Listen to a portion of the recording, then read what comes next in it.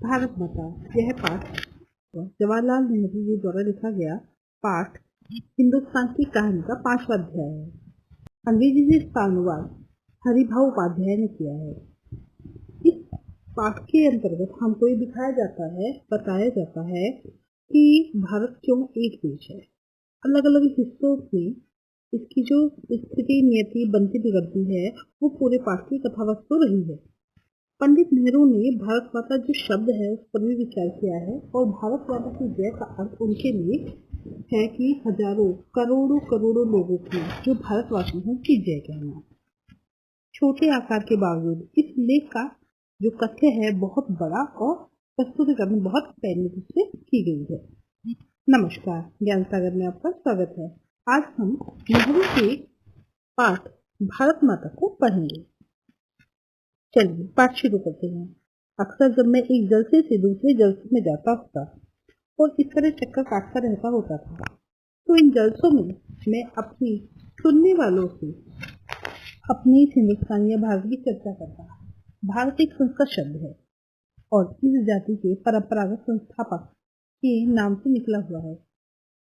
मैं शहरों में ऐसे बहुत कम करता क्योंकि वहाँ के सुनने वाले बहुत ज्यादा सियाने थे और उन्हें दूसरे ही किस्म की ग़िज़ा की जरूरत थी। लेकिन किसानों से जिनका नजरिया महदूद था वे इस बड़े देश की चर्चा करता।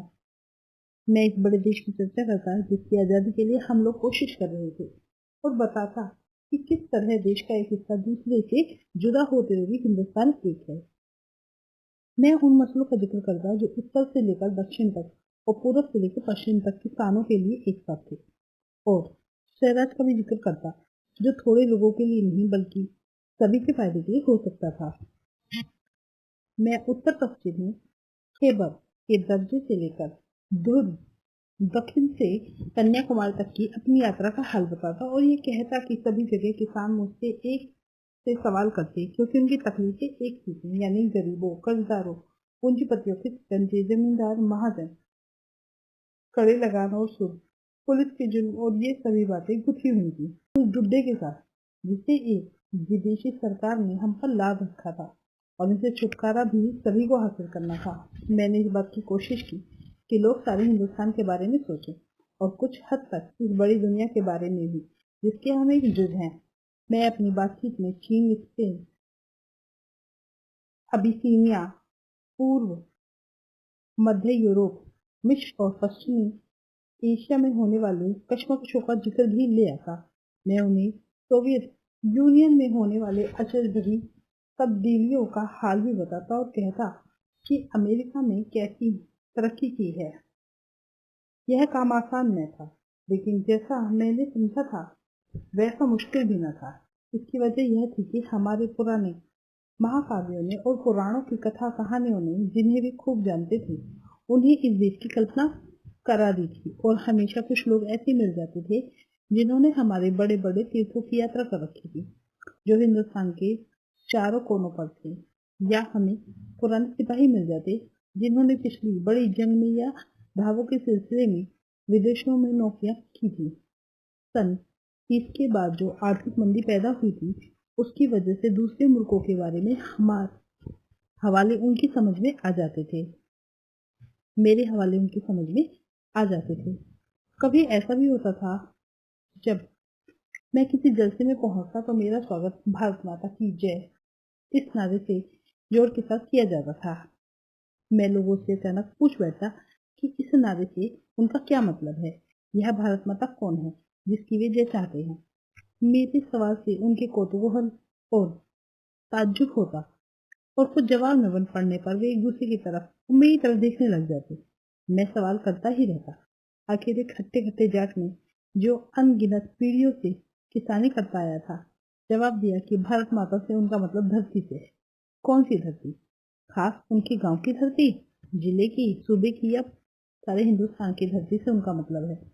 इस तरह सवाल जवाब चलते रहते, यहाँ तक कि वे उगकर मुझसे कहने लगते कि मैं ही बताऊं। मैं इसकी कोशिश करता और बताता कि हिंदुस्तान वह सब कुछ है जिसे उन्होंने समझ रखा है, लेकिन वह इससे भी बहुत ज्यादा है। हिंदुस्तान की नदी और पहाड़, जंगल और खेत जो हमें अन्न देते हैं, ये सभी हमें अजीज हैं, लेकिन आखिरकार जिनकी गिनती होती है वे हिंदुस्तान के लोग, उनके और मेरे जैसे लोग जो इस सारे देश में फैले हुए हैं। भारत माता दरअसल यही करोड़ों लोग हैं और भारत माता की जय से मतलब हुआ इन लोगों की जय का। मैं उनसे कहता कि तुम इस भारत माता के अंश हो, एक तरह से तुम ही भारत माता हो। और जैसे जैसे ये विचार उनके मन में बैठते उनकी आंखों में चमक आ जाती, इस तरह मानो उन्होंने कोई बड़ी खोज कर ली हो।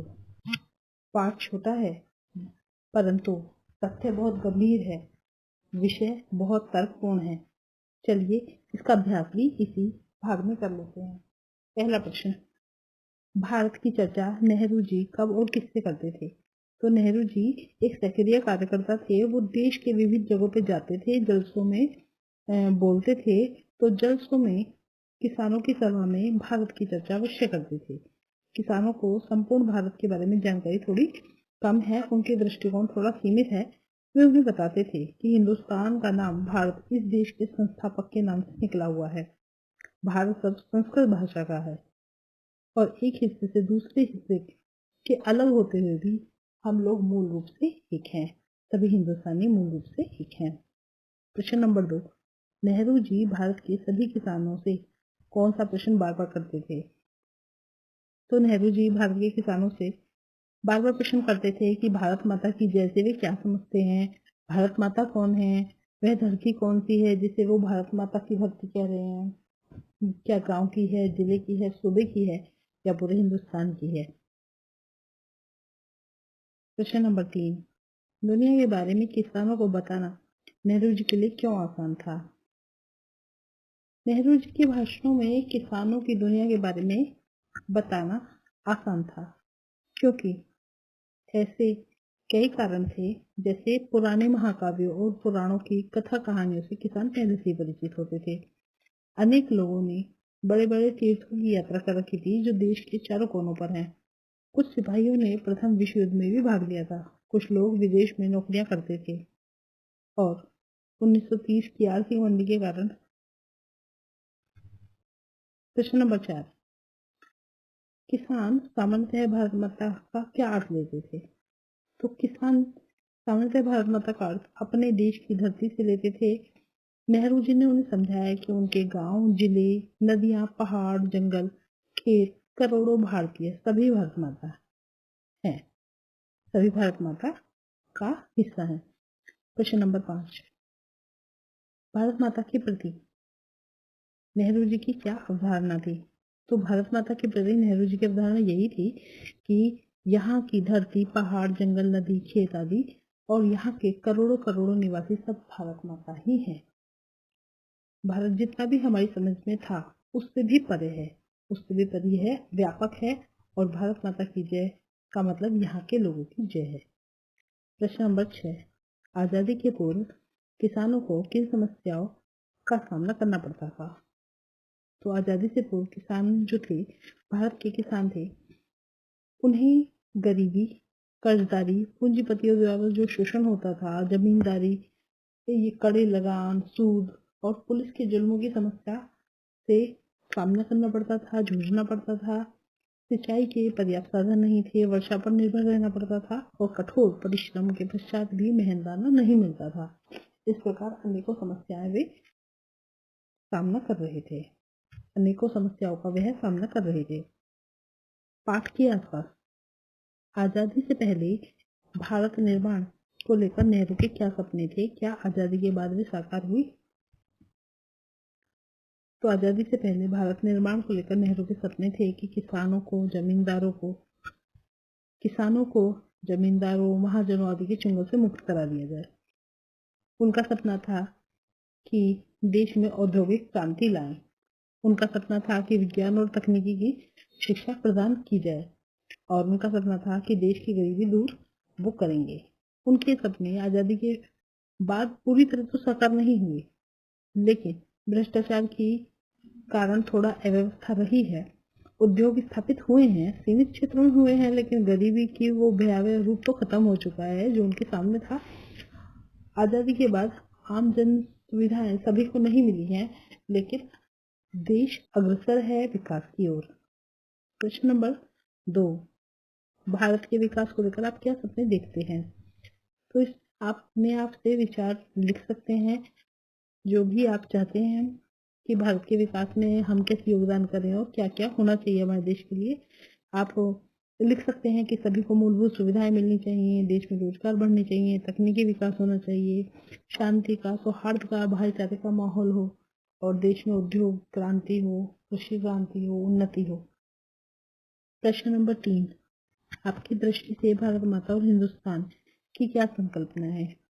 तो मेरी दृष्टि से भी मैं नेहरू जी के विचारों से पूर्णतः सहमत हूँ कि मेरी दृष्टि से भारत माता और हिंदुस्तान की संकल्पना यही है कि यहाँ के लोग, पर्वत, नदी, पहाड़, समुद्र, वन, पशु पक्षी, संस्कृति, सभ्यता और करोड़ों भारतवासी जो दूर दूर तक फैले हैं, वही सब मिलकर एक सच्चा हिंदुस्तान बनता है, एक सच्चा भारत बनता है। प्रश्न नंबर 4, वर्तमान समय में किसानों की स्थिति किस सीमा तक बदली है? वर्तमान समय में किसानों की दशा पहले से बहुत अच्छी हो गई है। हल बैल छोड़कर वो आज ट्रैक्टर से खेती कर रहे हैं, वर्षा पर निर्भर नहीं है, अन्य साधन है, बिजली की व्यवस्था है, सुविधाजनक ढंग से उन्हें कर्ज भी मिल रहा है और उनकी ब्याज दर भी कम है। जमींदारों के जो चुंगल में किसान तक फंसे हुए थे, अब वो उस आजाद हो चुके हैं और उनकी आर्थिक सुधार भी अभूतपूर्व रूप से हुआ है। प्रश्न नंबर 5, आजादी से पूर्व अनेक नारे प्रचलित थे, किन्हीं 10 नारों का संकलन कीजिए और संदर्भ भी लिखिए। ये कार्य आप ढूंढकर अच्छे नारे जो आपको पसंद हो वो खुद से लिखें। बहुत सारे नारे आजादी से पूर्व प्रचलित थे, जैसे सुभाष चंद्र जी का तो मुझे खून दो मैं तुम्हें आजादी दूंगा, और बंकिम चंद्र चटर्जी का वंदे मातरम। गांधी जी ने नारे दिए थे, करो या मरो, या भारत छोड़ो, अंग्रेजों भारत छोड़ो, इंकलाब जिंदाबाद, क्रांति का नारा था, दिल्ली चलो सुभाष चंद्र बोस का नारा था, साइमन वापस जाओ, और हिंदी हिंदू हिंदुस्तान था, स्वदेशी अपनाओ। इस प्रकार के नारे थे, जो आपको पसंद हो ढूंढकर आप उन्हें अपने हिसाब से लिख सकते हैं। आशा है आपको वीडियो अच्छी लगी होगी, एक्सप्लेनेशन समझ में आए होंगे, प्रश्न उत्तर क्लियर रहे होंगे। अगर वीडियो पसंद आई है तो उसे लाइक कीजिए, दोस्तों में शेयर कीजिए और चैनल पर अगर नए हैं तो चैनल को सब्सक्राइब कीजिए। आप जो हमें अपना प्यार दिखा रहे हैं, सहयोग कर रहे हैं, उसके लिए आपका धन्यवाद करते हैं, आभार व्यक्त करते हैं। आज के लिए इतना ही, बने रहिए ज्ञान सागर में। धन्यवाद।